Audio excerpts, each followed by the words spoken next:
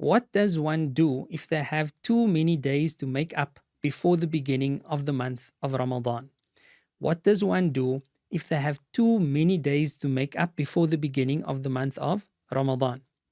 So in the Shafi'i school, making up missed Ramadan fasts or missed obligatory fasts is compulsory before the next Ramadan comes.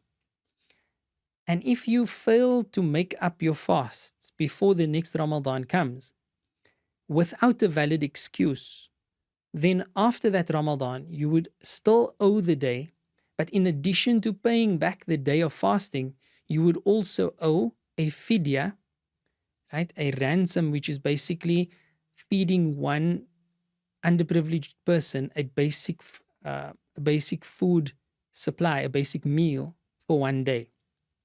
And this is calculated, generally speaking, in monetary terms, even though the Shafi'i school doesn't allow that. Most people around the world calculate it according to monetary terms based on the Hanafi school of thought. But be that as it may, you would owe the day itself plus paying the fidya for each day. Then, if you fail to make up that day again until the next year, then you would owe that day and pay two fidyas for each day that you have missed. Again, this is if you had no excuse, if this was without an excuse. As for the person who has too many days to make up before Ramadan, then we have to see, was this person excused? So, for example, if a woman was pregnant and then she was breastfeeding, and as a result, she chose not to fast, there are specific rules and regulations about that, but we're not going to get sidetracked. So, she was in a state of not being able to fast for potentially 3 or more years. What about the case of a woman who was pregnant, gave birth, breastfed, so missed about 3 years of fasting, and then was subsequently pregnant again and missed fasting again, and so on and so forth? If a person has so many days that they are unable to fast all their days before the next Ramadan, then that would be considered a valid excuse.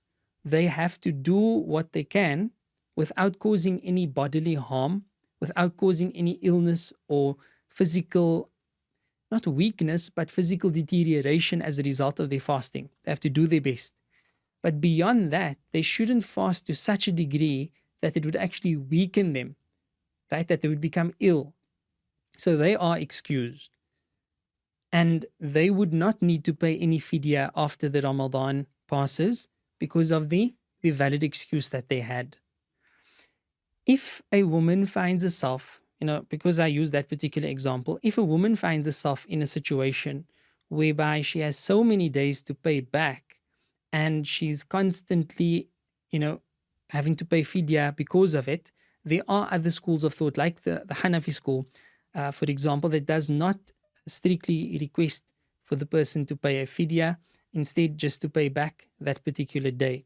And Allah subhanahu wa ta'ala knows best. So essentially it comes down to, do you have a surplus of days to make up because of an excuse? Or do you have a surplus of days to make up and you just failed to make it up during the year because of laziness and procrastination and the like? If it is the latter, then you must make up what you can.